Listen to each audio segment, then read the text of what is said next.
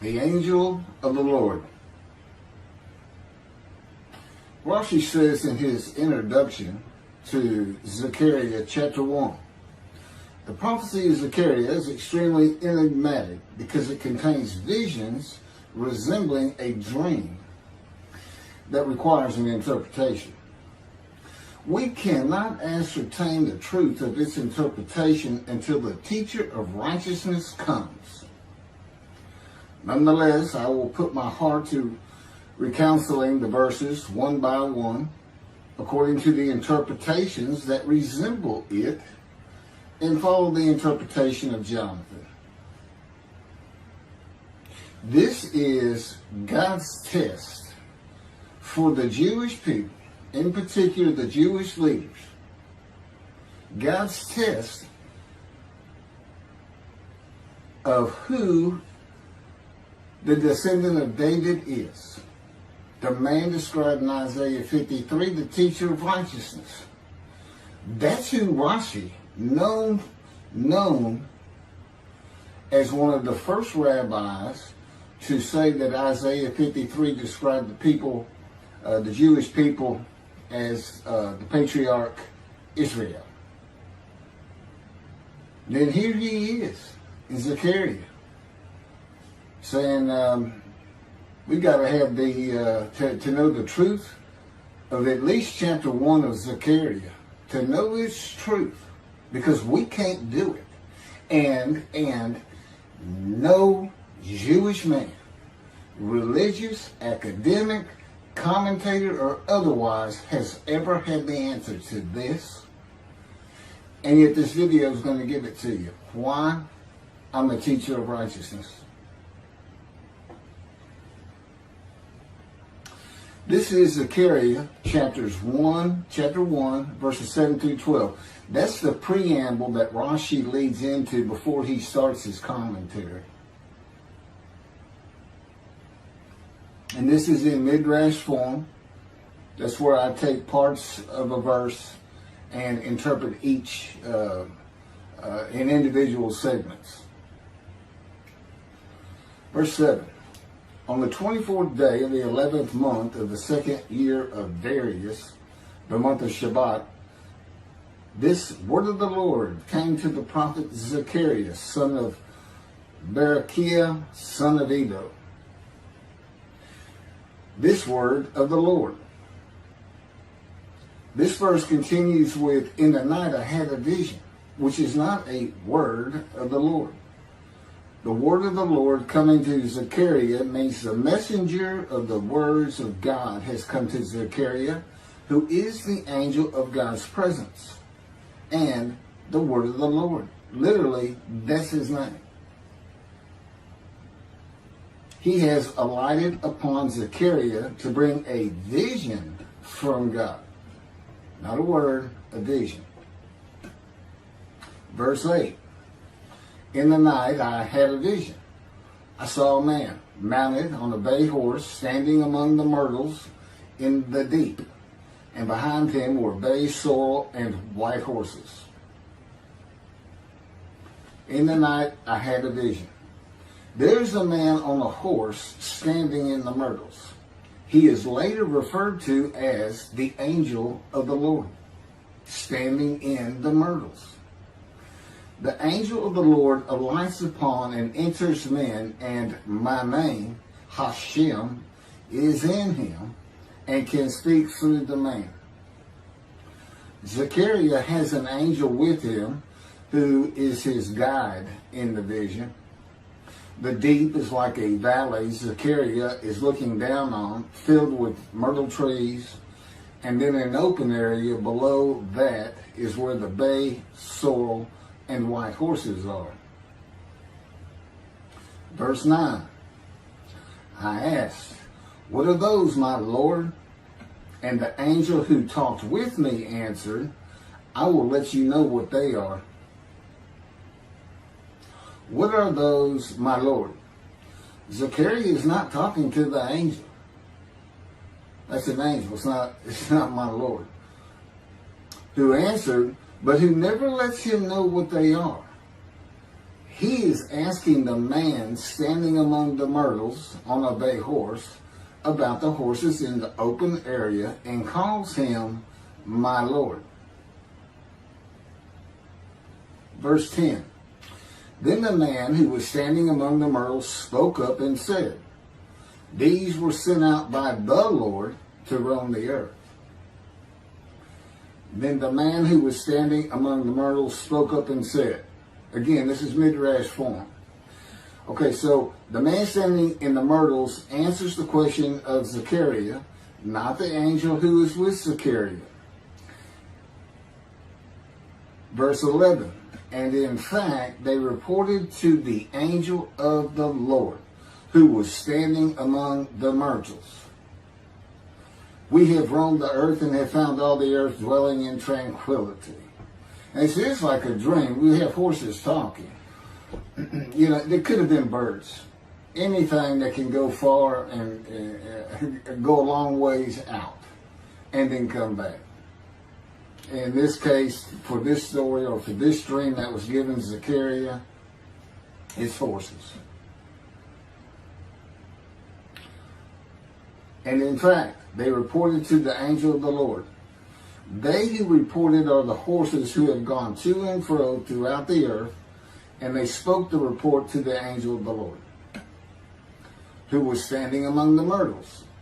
The angel of the Lord, who was standing among the myrtles, has alighted upon and entered the man standing amongst the myrtles. The angel of the Lord is using this man as his visible presence. You cannot see the angel of the Lord. Just as he once used a burning bush for his visible presence, and God spoke through him to Moses. Not just as his visible presence, he also used the man to say, these were sent out by the Lord to roam the earth. In other words, it sounded like the answer was coming from this man. But it's coming from the angel of the Lord, and God is in that angel, his presence. Because that's the angel of his presence. You can find that in Isaiah chapter 63. I don't recall the verse. I never see anything on the angel of his presence. Wherever God's presence is, the presence that enters the temple, I never hear any mention of the angel that has to be with him. Why? It's the angel of his presence, who is the angel of the Lord. Yeah, I believe, and I'm not certain about this, but I've heard it at least one or two times, and that is Christianity believes the angel of the Lord is Jesus Christ. Thereupon the angel of the Lord exclaimed, O Lord of hosts, how long will you withhold pardon from Jerusalem and the towns of Judah, which you placed under a curse 70 years ago? Thereupon the angel of the Lord exclaimed. Okay, so the angel of the Lord exclaimed through the man.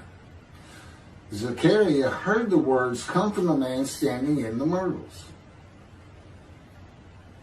It is the only way Zechariah could have heard the words. The angel of the Lord can only speak to the man he has alighted upon. Ezekiel describes this as, a spirit entered into me and set me upon my feet, and I heard what was being spoken to me. O Lord of hosts, how long will you withhold pardon from Jerusalem and the towns of Judah, which you placed under a curse 70 years ago? The following verses are from the book of Isaiah regarding this curse. Isaiah chapter 43, verse 2. So I profaned the holy princes. I abandoned Jacob to proscription and Israel to mockery. That, of course, is God speaking. The profaning of the holy princesses is God's prophecy of the banishment of King Jeconiah and all his offspring from ever ruling over Judah and Jerusalem again. The line of the kings of Judah ended. The line described king by king in the first book of the New Testament of Christianity. the line of Jesus. The abandonment and mockery are God's prophecy that the northern kingdom and the southern kingdom of the Israelites would be defeated and deported from the promised land. Isaiah witnessed the deportation of the northern kingdom, but the deportations of the southern kingdom were many years after his death. This is chapter 43, verses 5 through 7. Fear not, for I am with you.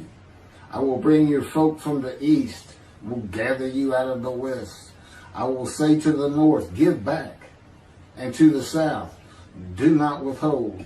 Bring my sons from afar, and my daughters from the end of the earth, all who are linked to my name, who I have created, formed, and made for my glory. Okay, this is God's prophecy that all the tribes of Israel would return from the Assyrian deportations of the tribes east of the river Jordan that were Reuben, Gad, and the half tribe of Manasseh, and all the tribes of the northern kingdom deported by Assyria, defeated and deported, and the Babylonian deportations of the southern kingdom. It is a prophecy that is specific to the Assyrian Babylonian exiles. This prophecy was fulfilled according to the books of Ezra and Nehemiah and their account of all 13 tribes returning to the southern kingdom of the lands of Benjamin and Judah. Jerusalem is within the lands of Benjamin, and his lands are considered part of the kingdom of Judah, since that is where the kings of Judah rule from. 10 tribes being lost and not returning is a myth. When the 7th month arrived, the Israelites being settled in their towns, the entire people assembled as one man in Jerusalem, as the man Israel, all of them. When the people Israel gather as one man, it is all 12 tribes who were allotted lots of the promised land, and the Levites, they did not receive a portion. They were allowed to go from lot to lot, tribe to tribe, and everybody was supposed to take care of them. The Levites, that would be Levi, the son Levi, the priestly tribe without an allotment of the promised lands. Judahites and Benjaminites alone are not Israel, though all references to Israelites would include them. All of Israel had returned together to Jerusalem and Judah, mindful of the imported Gentiles in the northern kingdom, imported by the Assyrians, many of whom tried to stop the building of the second temple. This is why everybody returning, all 13 tribes, all went to Judah. The northern kingdom was occupied by Gentiles, I would assume Assyrians and Arabs.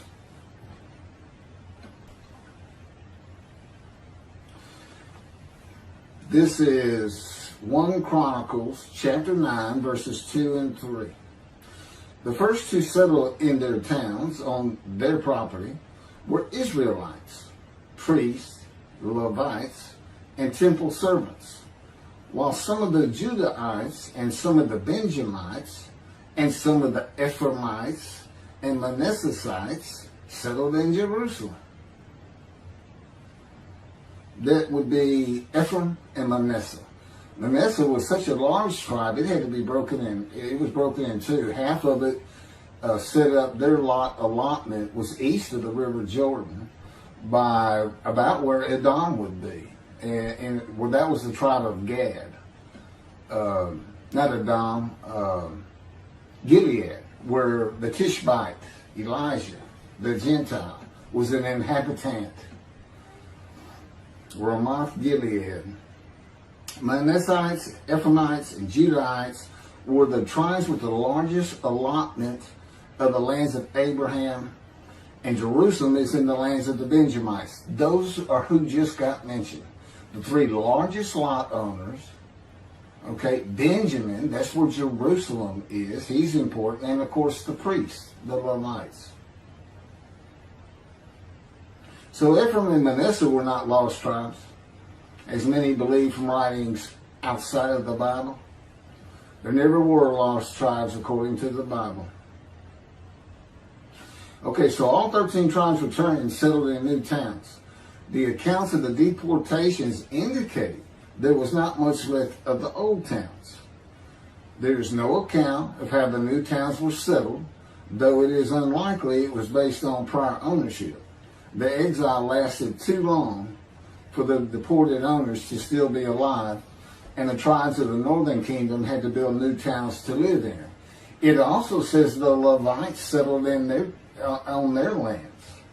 So everybody had to pick and choose, and I'm sure the strong and wealthy got the best places, and again, many just settled in Jerusalem. Okay, this is Isaiah chapter 43, verse 14. Thus said the Lord, your Redeemer, the Holy One of Israel, for your sake I send to Babylon.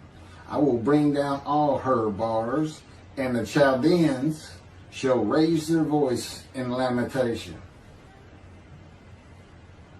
This is God's prophecy that Assyria would be conquered by the Babylonians, who were defeated by the Chaldeans. But they actually go back and forth and actually became somewhat intermingled, Chaldeans and Babylonians. And that he would raise up the Gentile anointed king Cyrus of Persia to conquer them, to clear the way for all the tribes to return. That's how he cleared the way to the desert, or made rivers for them. Basically, he got Cyrus to release them. Chapter 43, verse 25. And I never hear anything about this. It is I who, for my own sake, wipe your transgressions away and remember your sins no more. Okay, this is God doing, and he says this, something new. I'm going to do something new for the Israelites. This story repeats with the new covenant that includes sin forgiveness of the Jewish people that arise with Elijah and the angel of the covenant after the exiles of the Roman dispersal return to the land of Israel in a time to come. That's from Jeremiah chapter 31. The Jewish people have returned from the Roman dispersal of them throughout the world, the diaspora, which means outside of the promised land, outside of Israel, to a land that lay desolate for more than 2,000 years until after the Holocaust, and they created the state of Israel in 1948. 70 years later, and that's funny too, because they talk about a curse of 70 years. That 70 years, I believe, just applies to the last of 3 deportations of Judah and the defeat by the Babylonians, because the northern kingdom had been defeated and deported long before that, and the first to be defeated and taken to the lands of Assyria was Gad, the half tribe of Manasseh, the lands east of the river Jordan. 70 years later, the land blooms again. Jerusalem has been rebuilt as a great city, larger than it was in ancient times. According to God's words in Jeremiah 31, the time to come to deliver the new covenant with sin forgiveness is here. That's very important for the interpretation of at least chapter 1 of Zechariah. That means the angel of the covenant that you desire of Malachi 3 is on his way, followed by God and the messenger Elijah. And when God's third temple is built, he will return to it suddenly. This is the day of the Lord. That's Malachi chapter 3. Now, Zechariah is in Jerusalem, and the construction on the second temple is about to begin.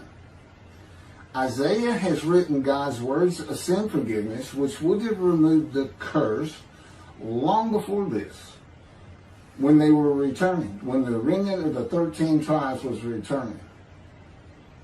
And the angel of the Lord proclaims, O Lord of hosts, how long will you withhold pardon from Jerusalem and the towns of Judah, which you placed under a curse 70 years ago? Okay, this vision of Zechariah and the words of the angel of the Lord through the man standing in the myrtles regarding the curse 70 years ago is to make Zechariah think and try to understand why the angel of the Lord would say this. From his perspective, the curse was lifted. He was back in Jerusalem with all the tribes preparing to build the second temple. The vision is for Zechariah to find out how and when the curse was lifted. And that's important today, because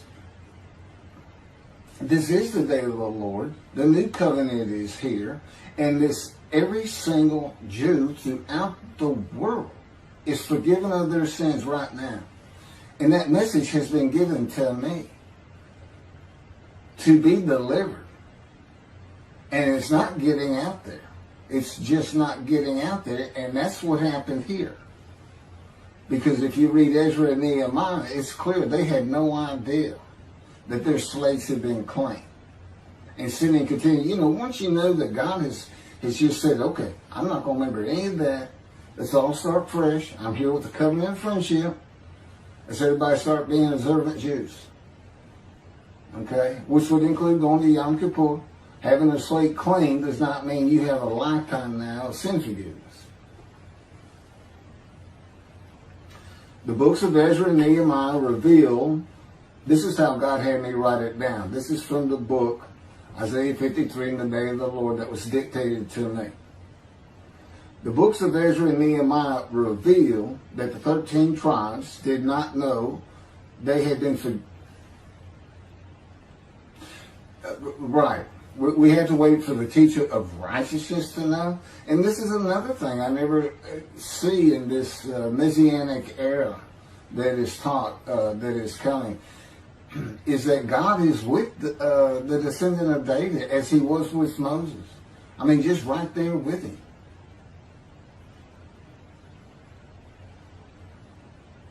The books of Ezra and Nehemiah reveal that the 13 tribes did not know they had been forgiven of their sins to be a holy seed in the building of the second temple.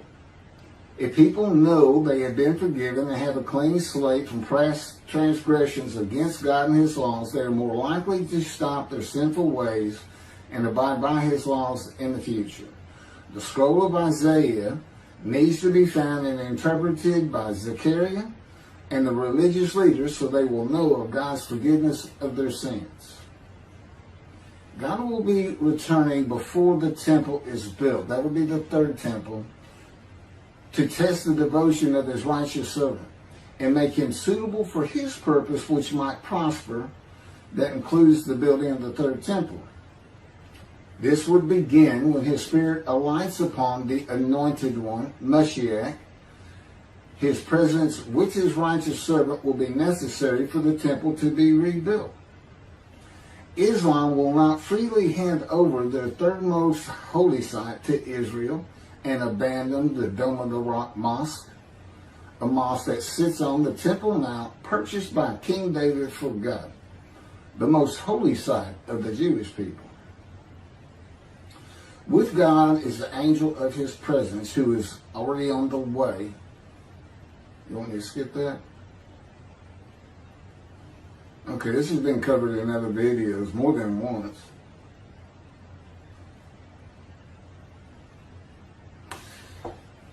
The prophet like Moses will have other similarity to Moses beyond writing God's words at his command and direction.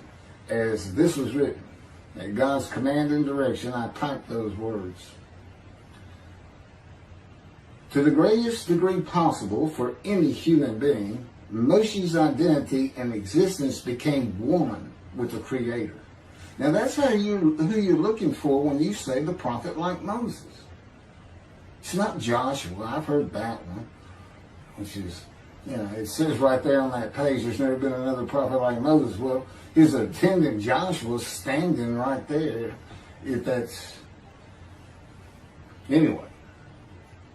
Moshe's identity and existence became one with the Creator. I don't think you can say that of Joshua. I don't think you can say that of any man until the Spirit of God alights upon him in chapter 11 of Isaiah. He surrendered himself to God to the extent that our sages say the Shekinah, divine presence, which is the angel of his presence, who is the Holy Spirit. He's an angel, and his body is not human form with wings. His body is the Spirit of God. Wherever God is, his Spirit is. Wherever his presence is, the angel of his presence is. They're always together. So when they alight upon a man and say, okay, we have tasks for you, that man immediately becomes a man in divine beings. And that's the Shekinah. That's the Spirit of God and the presence of God entering into the temple, which would include the angel of his presence. The Shekinah spoke through Moshe's throat. As I have mentioned, God can speak through me. You're only going to know it, just like with the man standing in the myrtles, by the words that are spoken. Okay? Because it's my voice. But it's not me. You know, I can tell the difference. You can't, other than those would be how God would state it. And you can, if you watch closer, you can see it happen in all these videos. I mean, for the most part. Where God just, you know, he just throws out a sentence or two. And I just keep going, you know. I let him get done, and I just pick up from there. We've been working on this for over 13 years. That's from the Zohar, Volume 3, page 232A. And then it says, i.e., he was God's veritable mouthpiece on this earth. That's from the Sefer Hashikos 5749, Volume 1, page 290, and a footnote. The prophet, like Moses, will also have the answer to these questions. Quote, the great Jewish philosophers try to understand the question of how Moses heard God literally. Some insisting that God spoke actual words and Moses heard them with his ears, while others suggest that God's speech was communicated silently to Moses' intellect and only uttered in sound by Moses himself. Maimonides, Rambam, even as he affirmed the communication between God and Moses as a fundamental Jewish belief, ultimately conceded the mysteriousness of that process. The entire Torah reached Moses from God in a manner which is figuratively described as speech, but no one has ever known how that took place except Moses himself, whom that speech reached. That's commentary on the Mishnah, Sanhedrin, chapter 1. Well, I have the answers, and I've been telling you the answers. God is in his Spirit. Spirit enters into you, because we find it in Ezekiel. There's where God tells you. God was telling Ezekiel, Ezekiel, get up on your feet. Ezekiel says, at that very moment, a spirit entered into me, and I could hear the words of God. There it is. When he enters him. Now, he's not hearing that through his ears. There's the first question answered. It's not to your ears. And there is a silent knowing. That's what we call it, what God has taught me. Now, generally, I just hear words as though they came in through my ears and they're in my mind, as though my eyes and my ears had perceived. But he can put just knowledge into my mind without uttering a word. And it's kind of can be pointed out easiest with when he comes to a man, and like he came to Samuel, and Samuel just says, here I am. It's as though before he speaks to you, and this is what happened with me, he put in a knowledge in my mind that the God of creation was about to speak to me. And so when he did speak, it was as though he had always been there speaking to me. Not unlike how Adam would have felt.